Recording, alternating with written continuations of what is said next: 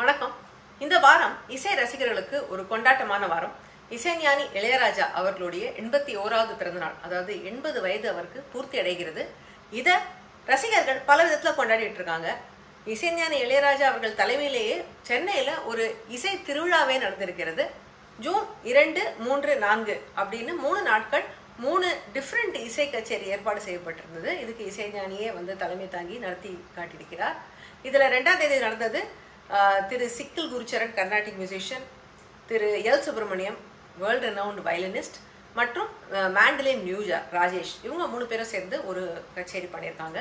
June 3ஆம் தேதி ராஜா by Raaga அப்படிங்கிற தங்களுடைய ப்ரோக்ராமை ரஞ்சனி காயத்ரி சகோதரிகள் வழங்கினாங்க. அண்ட் ஜூன் 4ஆம் தேதி லிடிய நாதஸ்வரம் பண்டிட் ஹரிபிரசாத் சௌராசியா மற்றும் வயலினிஸ்ட் அபிஜித் நாயர், இவங்க 3 பேரும் ஒரு இசை நிகழ்ச்சி வழங்குறாங்க. இந்த 3 கச்சேரியில ரஞ்சனி காயத்ரி வழங்கிய ராஜா பை ராகா அப்படிங்கிற நிகழ்ச்சிக்கு தான் எனக்கு போக சந்தர்ப்பம் அமைஞ்சது. எல்லாமே பார்க்கணும்னு ஆசைனாலும் சந்தர்ப்ப சூழல் ஒரு கச்சேரிக்கு தான் என்னை போக அலோவ் பண்ணிட்டு இப்பதான் நான் பார்த்துட்டு வரேன். ரொம்ப அருமையான நிகழ்ச்சி. இதே மாதிரி ஒரு நிகழ்ச்சி போன வருஷமும் இசைஞானி இளையராஜா தலைமையில அவங்க வழங்கியிருந்தாங்க. அதற்கான ரிவ்யூ வீடியோவும் நான் போட்டிருந்தேன், நீங்க அதை இங்க பார்க்கலாம். இன்னைக்கு நான் பார்த்துட்டு வந்த கச்சேரி நிறைய அதே போலவே இருந்தாலும் நிறைய புதுமைகளையும் அவங்க கொண்டு வந்திருந்தாங்க. ஸோ இன்னைக்கு நான் திருப்பி ஒரு ரிவ்யூ பண்ண போறது இல்லை. ஆனா இந்த நிகழ்ச்சியின் மூலமா எனக்கு கிடைத்த சில இன்சைட்ஸ், ராஜா சாரோட இசையில இருக்கிற சில நுணுக்கங்கள், நான் முன்னாடி பார்க்க தவறிய சில விஷயங்கள், இந்த மாதிரி விஷயத்தெல்லாம் பத்தி தான் உங்களோட பேசலாம்னு இருக்கேன். I'm Priya Parthasarathy and this is Tamil nostalgia channel. நீங்க தமிழ் திரை ரசிகரா இருந்தா இந்த சேனலுக்கு சப்ஸ்கிரைப் பண்ணுங்க, பெல் பட்டனை அழுத்துங்க. செலிப்ரேட்டிங் இளையராஜா இந்த கான்செப்ட்ல ரஞ்சனி காயத்ரி வழங்கிய ராஜா பை ராகா நிகழ்ச்சியை பத்தி நான் பேசுறதுக்கு முன்னாடி ஒரு கப்பல் ஆஃப் டிஸ்க்ளைமர்ஸ்.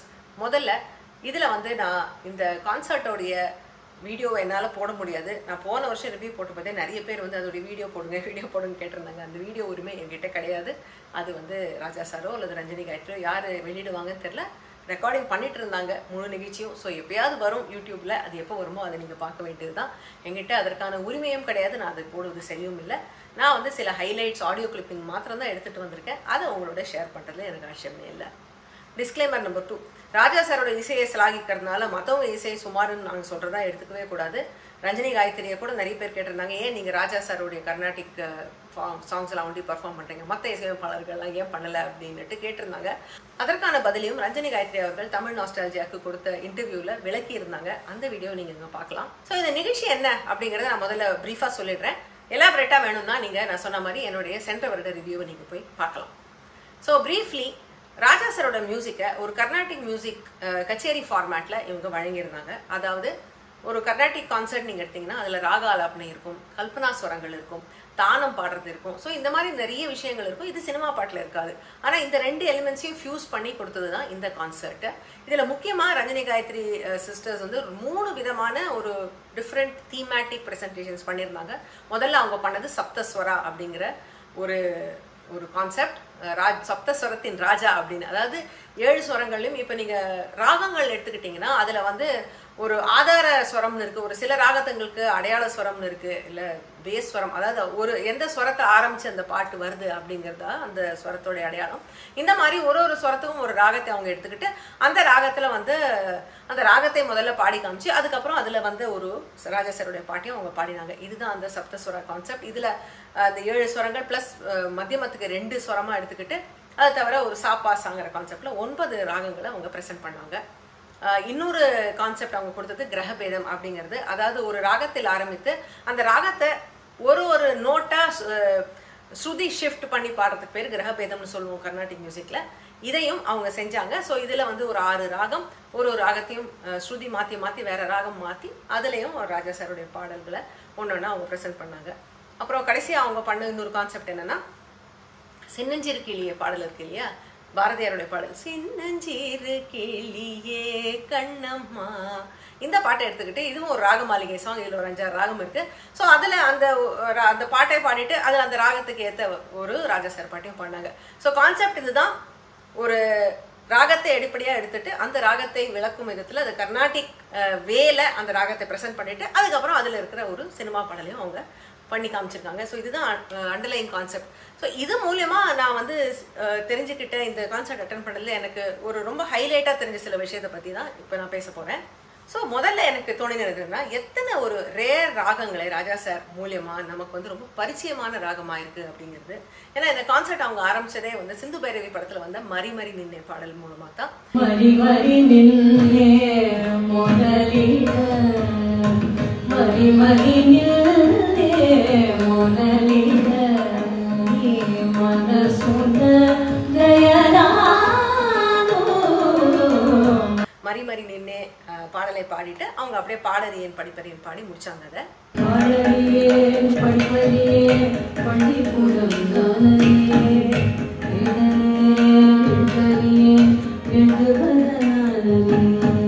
இந்த பாடல் நிறைய பேருக்கு தெரியும். சாரமதி அப்படிங்கிற ராகத்தில் அமைஞ்சது இந்த மரி மரி நின்னே. இந்த சாரமதி ராகத்தை எடுத்துக்கிட்டீங்கன்னா எனக்கு தெரிஞ்சு சாரமதியில எல்லா கர்நாடிக் கான்சர்ட்ஸ்லயும் பாடக்கூடிய ஒரே ஒரு பாடல் மோக்ஷமு கலதான் ஒரு பாட்டு. இதுல வேற சில பாடல்கள் இருக்கலாம், ஆனா இந்த பாட்டு தான் எல்லாருக்கும் தெரியும்.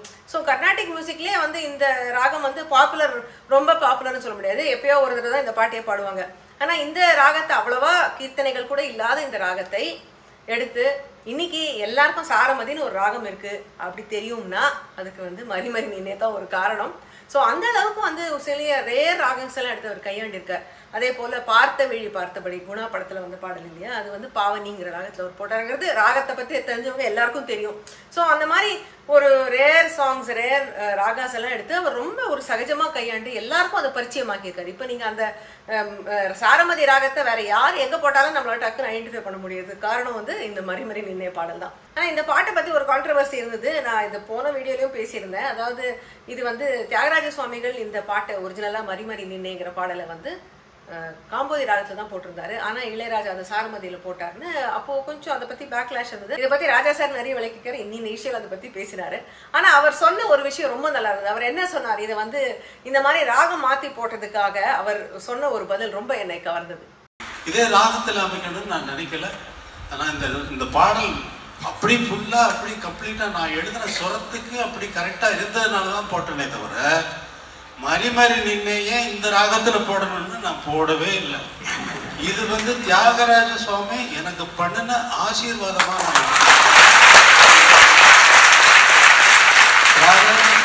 இளையராஜாவுக்கு ஆசீர்வாதம் பண்ண ஆசீர்வாதம் தான் மரி மரி நின்னை, வேற ஒண்ணு இல்லை. ரெண்டாவது விஷயம் என்னன்னா ராஜா சாரோட இந்த ராக புலமை. அவர் ராகத்தை எடுத்து எவ்வளவு ஈஸியா கையாண்டிருக்கார். பிளஸ் ஒரே ராகத்துல எத்தனை விதமான மூட்ஸ், எத்தனை விதமான ஷேட்ஸ் அவர் பிரசென்ட் பண்ணிருக்கார் அப்படிங்கிறதும் இந்த கான்செப்ட் மூலியமா ஒரு 2-3 எக்ஸாம்பிள் மூலியமாவே புரிஞ்சுது. உதாரணத்துக்கு காப்பி ராகத்தை 2 இடத்துல பிரசென்ட் பண்ணாங்க ரஞ்சனி காயத்ரி. முதல்ல வந்து அவங்க பாடினது வந்து அந்த சப்தஸ்வரால பாங்கிற ஸ்வரத்துக்கு ஈக்குவலண்டா காப்பி ராகத்தை பாடிட்டு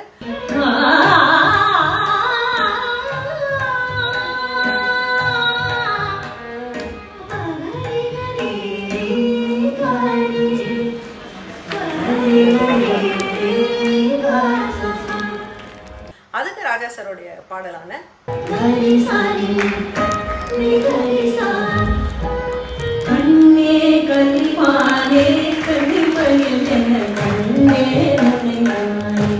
இந்த கண்ணே கலைமானே காப்பி ராகத்துல அவர் அமைச்ச ஒரு அழகான ஒரு தாலாட்ட பாட்டு, கொஞ்சம் நெகிழ்ச்சியான பாட்டு, கொஞ்சம் ஒரு லேசான ஒரு ஏக்கம், ஒரு சோகம் எல்லாமே இந்த பாட்டுல கலந்துருக்கும். ஏன்னா இது வந்து நமக்கு கேட்டா கொஞ்சம் லேசா ஒரு தொண்டை அடைக்க வைக்கும், அந்த மாதிரியான ஒரு பாடல் இது காப்பி ராகத்துல போட்டிருக்காரு.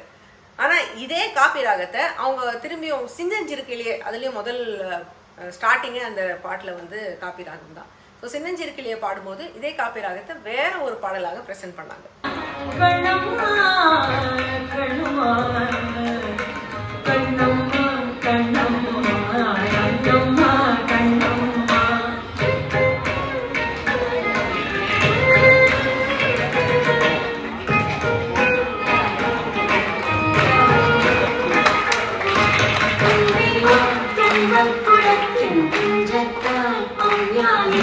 ரஞ்சனி காயத்ரி மலையாளத்துல இந்த பாட்டை பாடினாலும் தமிழ் ஆட்டோ ராஜா படத்துல இந்த பாட்டு வந்திருக்கு, நிறைய பேருக்கு தெரியும். சங்கத்தில் பாடாத கவிதை, இதே பாட்டை வந்து மலையாள படத்துலயே அவர் போட்டிருந்தாரு. ஸோ அவங்க மலையாள வெர்ஷனை பாடினாங்க.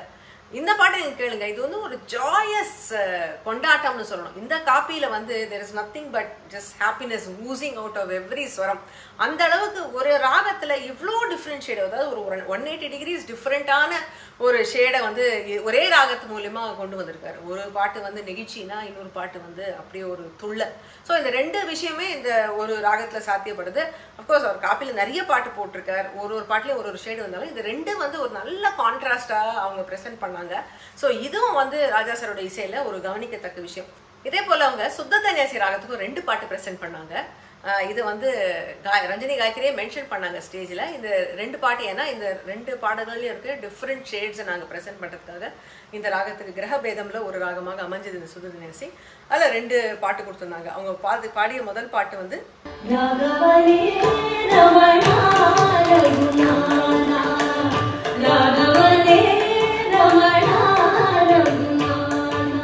ராகவனே ரமணா ரகுநாதா இளமை காலங்கள் படத்துல வந்த பாட்டு.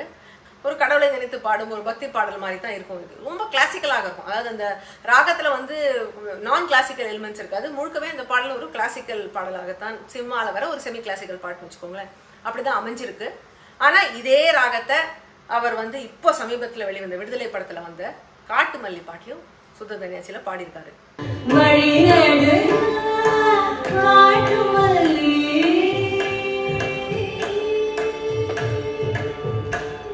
இந்த காட்டு மல்லி பாட்டுல பாத்தீங்கன்னா நேச்சர், இன்னசென்ஸ் இதெல்லாம் கலந்து ரொம்ப ஒரு மண் மனம் கமழும் ஒரு ரொம்ப ஒரு நேச்சரோட ஒட்டி நம்மளுடைய மண்ணை சார்ந்த ஒரு பாடலாக இருக்கிறது. ஸோ இதே கர்நாடிக் ராகமே அதை கிளாசிக்கலாவும் கொடுக்க முடியும், ரொம்ப ஒரு ஃபோக் டச்சோடையும் கொடுக்க முடியும் அப்படிங்கிறது இந்த 2 பாட்டு மூலமா தெரியுது. சுத்த தன்யாசி அகைன் ராஜா சாரோட ரொம்ப ஒரு ஃபேவரட் ராகம். எத்தனையோ பாடல்கள் கொடுத்துருக்காரு அவர், ஒரு ஒரு பாடல்லையும் ஒரு ஒரு ஷேட் கொடுத்துருக்காரு. பட் அகைன் இந்த 2 பாடல்களையும் 2 ரொம்ப கான்ட்ராஸ்டிங் ஷேட்ஸை நம்ம பார்க்கலாம்.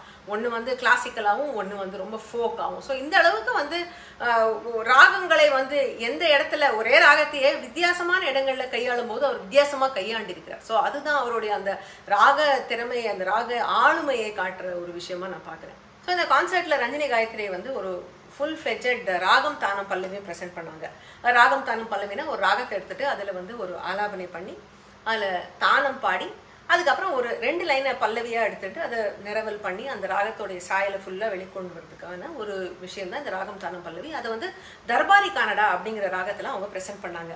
அண்ட் அவங்க வந்து பல்லவியாக பாடினது ஒரு ராஜா சார் பாட்டோடைய வரிகளே எடுத்து பல்லவியாக பாடினாங்க. ஆகாய வெண்ணிலாவே தரை மீது வந்ததேனோ, இதுதான் அவங்க எடுத்துக்கொண்ட பல்லவி. ஆகாய வெண்ணிலாவே தரை மீது வந்ததேனோ. ஸோ இதை அவங்க முழுக்கவே வந்து கர்நாடிக் ஸ்டைலில் தான் ப்ரெசென்ட் பண்ணாங்க, ஒரு விதமான கலப்படமும் இல்லாமல். பட் அஃப்கோர்ஸ் எண்டில் வந்து அரங்கேற்ற வேலை படத்தில் ராஜா சார் இசையில் வந்து அந்த ஆகாய வெண்ணிலாவை பாட்டையும் பாடி அதை கன்க்ளூட் பண்ணாங்க. ஆகாய வெண்ணிலாவே தரை மீது வந்ததேனோ, ஆகாய வெண்ணிலாவே தரை மீது வந்ததேனோ, அழகான வாடை சூடி அழகேறும் வேளை நானோ. இந்த பாடல்ல ரஞ்சினி ஒரு விஷயத்தை ஹைலைட் பண்ணி சொன்னாங்க. என்னன்னா இந்த பாட்டுல வந்து நிறைய தாளத்துல நிறைய வித்தியாசங்கள் இருக்கு. அதாவது பாடலுடைய போக்கு வந்து ஒரு ரூபக தாளம் மாதிரி 3 நோட்ஸ்ல போகுது. ஆனா பின்னாடி வர இசை வந்து 4 நோட் ரித்தம்ல இருக்கு, ஃபார்மேட்ல இருக்கு. அதோட இந்த பாடலோட வரிகள்லயே வந்து வித்தியாசமான ஒரு தாளக்கட்டு இருக்கு.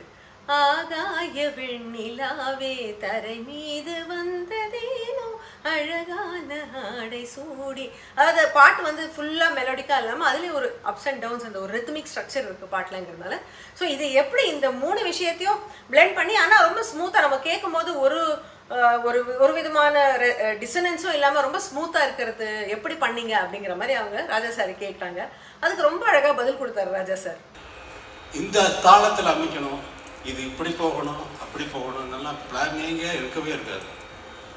கம்போசிங் உட்காரும் பொழுது எப்பொழுதுமே என் மனம் தெளிந்த நீர் போல மேகவற்ற வான் போல இருக்கும். அதில் எந்த மோட்டிவேஷன்ஸும் இருக்காது எப்பவுமே எந்த பாடலுக்கு. ஸோ அவர் சொன்னது இதுதான், நான் வந்து கம்போஸ் பண்ணும்போது இப்படியெல்லாம் யோசிச்செல்லாம் பண்ணுறது இல்லை, எனக்கு அப்படியே அந்த டியூன் மனசில் உதிக்கும், அதை நான் வந்து அப்படியே கம்போஸ் பண்ணுறேன். பட் அஃப்கோர்ஸ் அதுக்கு அவர் வந்து இன்ஸ்ட்ருமெண்டேஷன் எல்லாம் பண்ணும்போது தான் அவருக்கு சில விஷயங்களோ இது வந்து ரூபக தாளத்திலே அமைச்சா இது ஸ்லோவாக இருக்கும், இந்த பாட்டு ரொம்ப ஸ்லோ டவுன் ஆகிடும் அப்படிங்கிறதுக்காக பேக்ரவுண்டில் வர தாளத்தை கொஞ்சம் ஸ்பீட் ஆக்கினார். அதாவது 3 பீட்ஸில் பாடல் ஓடிந்தாலும் பின்னாடி 4 பீட் ஆக்கினதுக்கு காரணம் வந்து அந்த ரித்தம் இன்க்ரீஸ் பண்ணுறதுக்காக அப்படின்ட்டு அவர் ரொம்ப அழகாக அதை விளக்கி சொன்னார். அஃப்கோர்ஸ் நம்ம இதெல்லாம் உட்காந்து ஆராய்ச்சி பண்ணலாம், பட் அவர் சொன்ன ஒரு விஷயம் ரொம்ப ஒரு சரியாக இருந்தது. இது மாதிரி நிறைய நடக்குது, இதெல்லாம் வெளியில் சொல்ல முடியாது. போய் கிளாஸ் எடுக்க முடியும். பாட்டு போடுறேன், கேட்குறீங்க, கை தட்டுறீங்க, அவ்வளோதான். நம்ம இதாங்க ராஜா சார் பாட்டு. கேட்கறதுக்கு ரொம்ப இனிமை. நாம கேட்கும்போது நம்ம வந்து நம்மளை அது ஆட்கொண்டு விடுகிறது. அதை உட்காந்து யோசிக்கலாம், ஆராய்ச்சி பண்ணலாம், என்ன நாம பண்ணாலும் அது வந்து நம்மளை அப்படியே ஆளுமை செய்கிறதுங்கிறது தான் உண்மை. கமல்ஹாசன் ஒரு படத்துல ஒரு வசனம் சொல்வார், பழமொழி சொன்னா அதை ஆராய்ச்சி பண்ணக்கூடாது, அனுபவிக்கணும் அப்படின்வாரு. அது போல ராஜா சார் பாட்டையும் அனுபவிக்கணும். ஸோ அந்த மாதிரி தான் அவரும் சொன்னாரு. இதை வந்து நீங்க எதுக்கு இதெல்லாம் உட்காந்து ரிசர்ச் பண்றீங்க, அனுபவிங்க அப்படின்ட்டு. பட் அஃப்கோர்ஸ் எக்ஸ்பர்ட்ஸ் வந்து ரிசர்ச் பண்ணாதான் வந்து அவருடைய அந்த புலமை நமக்கு புரியுது. இது வந்து அவங்க ரஞ்சனி காயத்ரி மாதிரி எக்ஸ்பர்ட்ஸ் வந்து ஓ இதில் இந்த மாதிரி டிஃப்ரெண்ட் தாளக்கட்டு இருக்கு, இந்த மாதிரி இருக்கு, இந்த ராகத்தை இப்படி யூஸ் பண்ணியிருக்காரு அவங்க எடுத்து சொல்லும் போது தான் நமக்கு வந்து ராஜா சாருடைய ஆளுமை புரிகிறது. ஸோ அந்த விஷயத்துல பார்த்தா இந்த கான்சர்ட் வந்து பெரிய ஐ ஓப்பனர்னு சொல்லணும். ஸோ இந்த கான்சர்ட் பிகினிங்ல வந்து ஒரு ஏவி போட்டு காமிச்சாங்க. அதில் வந்து they had given some statistics. அதாவது ராஜா சாரோட காம்போசிஷன்ஸ் எல்லாம் பற்றி 1400 படங்களுக்கு மேலே அவர் ஒர்க் பண்ணியிருக்காரு. 7800 காம்போசிஷன்ஸ்க்கு மேலே அவர் பண்ணியிருக்காரு ஒரு ஸ்பேன் ஆஃப் 46 years. மைண்ட் பாக்லிங்காக இருக்குது இந்த நம்பர்ஸ் கேட்டால். மோஸ்ட் ப்ராலிஃபிக் கம்போசர்ஸ் இந்த வேர்ல்டு பார்த்தீங்கன்னா பீத்தோவன், மோட்சார்ட், இல்லை நம்ம ஊர் தியாகராஜ சுவாமிகள் எடுத்துட்டீங்கன்னா எல்லாருமே வந்து ஒரு 600 to 700 காம்போசிஷன்ஸ் பண்ணியிருக்காங்க. நமக்கு எல்லாம் கிடைக்கலன்னு எடுத்துக்கிட்டா கூட ஒரு 1000 காம்போசிஷன் வச்சுக்கோங்களேன். இவர் வந்து ராஜா சார் வந்து 7800 காம்போசிஷன்ஸ் பண்ணியிருக்காரு. ஜஸ்ட் நான் நினச்சி பார்க்கவே இதுவாக இருக்குது, எப்படி ஒரு மனுஷனால இவ்வளோ பண்ண முடியுது அப்படிங்கிறது. And just number of compositions மாத்திரம் இல்லை, அவர் 1000 பாட்டு எழுதியிருக்காரு, 400 பாட்டுக்கு மேலே இவரே தன் குரலில் பாடியிருக்காரு. அந்த மாதிரி பல திறமைகளையும் அவர் இசையில் பல திறமைகளும் அவர் வெளிக்கொண்டிருக்காரு. இது மாத்திரம் இல்லைங்க, இதில் எனக்கு ரொம்ப வந்து இது ஸ்ட்ரைக்கிங்காக இருக்கிற விஷயம் என்னன்னா இவர் கையாண்டு அந்த ஜான்ரா. இப்போ நீங்கள் மோட்சார்ட்டோ பீத்தோவன் எடுத்தீங்கன்னா அவங்க வெஸ்டர்ன் மியூசிக் மாத்திரம் தான் பண்ணியிருக்காங்க. நீங்கள் தியாகராஜ சுவாமிகள் பார்த்தீங்கன்னா அவர் கர்நாடிக் மியூசிக் மாத்திரம் தான் பண்ணியிருக்காரு. வேற நீங்கள் இளையராஜா எடுத்தீங்கன்னா அவர் வெஸ்டர்ன் பண்ணியிருக்காரு, கர்நாடிக் பண்ணியிருக்காரு, ஃபோக் பண்ணியிருக்காரு. ஃபோக் பண்ணதில் ஆச்சரியம் இல்லை. இன் இஸ் ஓன் வேர்ட்ஸ் புத்தி அந்த மாதிரி போக மாட்டேங்குது. ஏன்னா நான் தமிழன் இல்லையா, பட்டி காட்டவங்க இல்லையா, கிராமத்தில் பிறந்து வளர்ந்தவர். ஸோ அவர் ஃபோக் பண்ணுறதுல ஒன்றும் ஆச்சரியம் இல்லை தான். ஆனால் வெஸ்டர்ன் அண்ட் கர்நாடிக் இது ரெண்டும் வந்து கிளாசிக்கல் மியூசிக்னா, அதாவது ரெண்டுமே ஒரு 2 டிஃப்ரெண்ட் பெரிய கடல். ஒன்று இந்து மகா சமுத்திரம், இன்னொன்று பசிபிக் மகா சமுத்திரம்னு வச்சுக்கோங்க. அந்த மாதிரி பெரிய கடல் ரெண்டும். அந்த 2 கடல்லையும் அவர் மூழ்கி முத்து எடுத்திருக்காரு. அதுதான் நமக்கு ரொம்ப ஆச்சரியமா இருக்கு. இதுக்கு ஒரு உதாரணம், ஒரு கம்பேரிசன் சொல்லலாம்னா நீங்க நினைச்சு பாருங்க, சச்சின் டெண்டுல்கர் 100 செஞ்சுரி அடிச்சிருக்காரு ஓடிஐ அண்ட் டெஸ்ட் எல்லாம் சேர்த்து. சப்போஸ் அவர் வந்து ஃபுட்பாலில் ஒரு 200 கோல் போட்டிருக்காரு, இதில் டென்னிஸில் வந்து கிராண்ட் ஸ்லாம் வின் பண்ணியிருக்காருன்னு சொன்னால் எப்படி இருக்கும்? ஒரு மனுஷனால இதெல்லாம் சாத்தியமா? இந்த மாதிரி கிரிக்கெட்டில் 100 செஞ்சுரி 200 கோல் அண்ட் ஒரு கிராண்ட் ஸ்லாம்ங்கிறது நினச்சி பார்க்கக்கூடிய விஷயமா யாருக்கும்? ஏன்னா ஒரு கலையில் சிறக்கணும்னா அதுலேயே முழுசாக மூழ்கி தன்னை அர்ப்பணிச்சுக்கிட்டாதான் அந்த அளவுக்கு ஒரு ஆளுமை வருகிறது. இப்போ சச்சின் வந்து சின்ன வயசுலேருந்து பேட்டை தர ஒன்றும் பிடிச்சதில்லை, அந்த மாதிரி அவர் பண்ணியிருக்காருங்கிற போது இந்த மனுஷன் இந்த மாதிரி 3 விஷயங்கள்லையும் ஃபோக் ஆகட்டும், வெஸ்டர்ன் ஆகட்டும், கர்நாடிக் ஆகட்டும், எல்லாத்துலேயுமே வந்து ஒரு ஹை லெவல் ஆஃப் ஒரு ப்ராலிஃபிக் காம்படிஷன் மாத்திரம் இல்லாமல் அவ்வளோ வந்து ஒரு திறமையும் ஒரு ஆளுமையும் காமிச்சிருக்காருங்கிறது ரொம்பவே ஆச்சரியமான ஒரு விஷயமா இருக்கு. எப்படி இவருக்கு சாத்தியமாகிறதுன்னு அதுக்கு ஒரே ஒரு ஆன்சர் தான் இருக்க முடியும், சரஸ்வதியின் பூரண கடாட்சம். ஏன்னா இது வந்து நம்மளால சராசரி மனுஷங்களால இந்த மாதிரி நினைச்சு பார்க்கவே முடியாது. இந்த மாதிரி பண்ணக்கூடிய நம்ம பிளான் பண்ணி பண்ற விஷயம் இல்லை இதெல்லாம்னு எனக்கு தோணுது. டெஃபினட்டா இது கடவுள் அருள் இல்லாமல் இந்த மாதிரி அவரால் பண்ணியிருக்கவே முடியாது. அண்ட் இவருக்கு இந்த கடவுள் அருள் இன்னும் நிறைய வருஷம் நீடிச்சிருக்கணும், நமக்கு அவர் இன்னும் கொஞ்சம் நிறைய பாடல்கள் நமக்கு தரணும் அப்படிங்கிறது தான் என்னுடைய வேண்டுதல். ரஞ்சனி காயத்ரி வந்து ரொம்ப ஒரு பெரிய சர்வீஸ் பண்ணியிருக்காங்க. சினிமா பாடலுக்கு மாத்திரம் இல்லை, கர்நாடிக் மியூசிக்கும் ரெண்டுத்துக்குமே வந்து ரொம்ப ஒரு பெரிய சர்வீஸ் பண்ணியிருக்காங்க. ஏன்னா இந்த மாதிரி இவருடைய பாடல்களை இந்த ஸ்டேஜுக்கு கொண்டு வருதுங்கிறது ரொம்ப ஒரு அருமையான விஷயம்னு எனக்கு தோணுது. ஏன்னா இந்த பாட்டு இவங்க வந்து இப்போ சின்னஞ்சிறுக்கிளியை பாடினாங்க இல்லையா, இந்த சின்னஞ்சிறுக்கிளி பார்த்தீங்கன்னா பாரதியாருடைய வார்த்தைகள். இதுக்கு வந்து இசையமைச்சது வந்து CR சுப்பராமன் அப்படிங்கிற இசையமைப்பாளர். இவர் வந்து 50s நிறைய படங்களுக்கு போட்டிருக்காரு. இன்ஃபேக்ட் MS விஸ்வநாதனுக்கு அவர் குருநாதர், இளையராஜாவும் அவரை தான் தன்னுடைய மானசீக குருன்னு சொல்றாரு. ஸோ இந்த CR சுப்பராமன் வந்து அந்த காலத்தில் ஒரு பெரிய மியூசிக் டைரக்டர். அவர் வடிவமைத்து தான் ஒரு இசையை கொடுத்தது தான் இந்த சின்னஞ்சிறுக்கிளியே. இன்னைக்கு அதை பாடாத கர்நாடிக் மியூசிக் கச்சேரி இருக்க முடியாதுன்னு சொல்லலாம். சின்ன பசங்களே எல்லாருக்கும் சொல்லிக் கொடுக்கக்கூடிய ஒரு பியூர் கிளாசிக்கல் சாங் இந்த சின்னஞ்சிறுக்கிளியே. இதை வந்து இப்போ எல்லா இடத்துலையும் பாடுறாங்க இல்லையா. ஸோ அதாவது சினிமாலேருந்து கர்நாடிக் ஸ்டேஜுக்கு நிறைய பாடல்கள் வந்திருக்கு. அந்த காலத்தில் அது சாத்தியமாக இருந்தது, இப்போ அவ்வளோ நடக்கிறது இல்லை. ஏன்னா அது என்னமோ ரெண்டுத்துக்கும் ரொம்ப ஒரு டிவைடு இன்க்ரீஸ் ஆகிட்டே போயிடுச்சு. ஏன்னா ப்ராக்டிஷனர்ஸ் ரொம்ப வித்தியாசமாக போயிட்டாங்க. ஸோ அந்த மாதிரி அந்த டிவைடை வந்து க்ளோஸ் பண்ணியிருக்காங்க, கேப்பை க்ளோஸ் பண்ணியிருக்காங்க ரஞ்சினி காயத்ரின்னு சொல்லணும். ஸோ இனிமேல் ஃப்யூச்சரில் இளையராஜாவுடைய மரிமரி நினைவை கர்நாடிக் மியூசிக் கான்சர்ட்டில் பாடலாமே. ஏன்னா அது அவரே சொல்லிட்டாரு, அது வந்து தியாகராஜர் கொடுத்த பிளெஸ்ஸிங்னுட்டு. அப்புறம் அதை எடுத்து பாடலாமே. அந்த மாதிரி இன்னும் எத்தனையோ பாடல் இருக்குது. அவர் காம்போசிஷனில் ரொம்ப நல்ல பாடல்கள் இருக்குது, கிளாசிக்கலாகவே இருக்குது, செமி கிளாசிக்கலும் இருக்குது. அதையும் வந்து இனிமேல் ஃப்யூச்சரில் கர்நாடிக் மியூசிக் ஸ்டேஜில் பாடினாங்கன்னா இந்த கர்நாடிக் மியூசிக்கும் இன்னும் நிறைய பேர் ரீச் ஆகிறதுக்கு ஒரு பெரிய ஒரு இதுவாக இருக்கும்.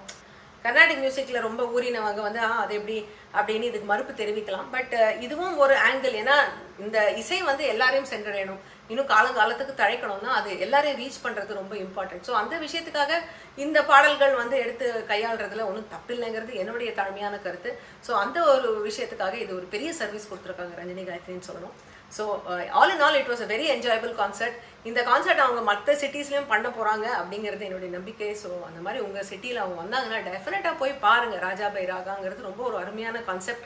இளையராஜா பாடல் பிடிச்சவங்களுக்கும் ஒரு அருமையான ஒரு நிகழ்ச்சி, கர்நாடிக் மியூசிக் கேட்குறவங்களுக்கும் ரசிக்கும்படியான ஒரு பிளெண்டான ஒரு நிகழ்ச்சி. ஸோ இது எல்லாருக்குமே பிடிக்கும் தான். அண்டு இது மூலிமா ராஜா சாரோடைய பாடலை கொண்டாடுறதுக்கு எல்லாருக்குமே ஒரு நல்ல வாய்ப்பு கிடைச்சிதுங்கிறது ரொம்ப ஒரு சந்தோஷமான விஷயம். So I wish Raja sir very very happy birthday and many many more years of music for the benefit of us and for the benefit of mankind.